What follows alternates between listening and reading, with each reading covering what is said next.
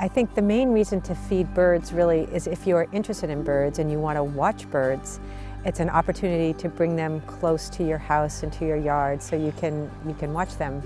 But when we have cold winters like this, it can be beneficial to birds to feed them because it's much more difficult for them to find natural food supplies, especially when we have the landscape covered with snow and ice, and even seed-bearing plants get a coat of ice on them, so it can be very difficult for birds to meet their energy needs.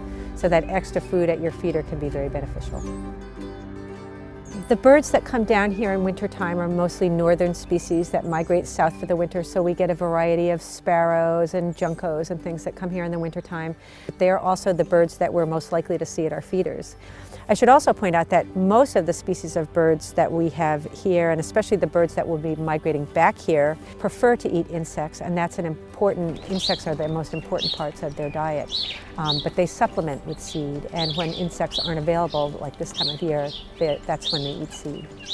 Not everybody wants to buy a bag of every different type of feed there is, and if you could feed just one type of feed, our recommendation would be that you feed black oil seed.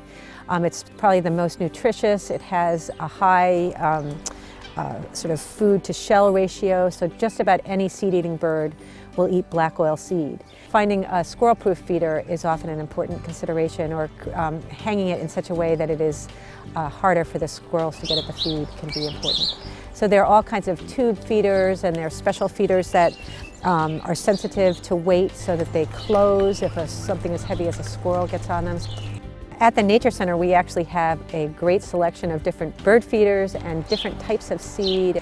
And we also do regular walks and birding trips to help familiarize people that might not know how to identify different types of birds. And we do that all year long.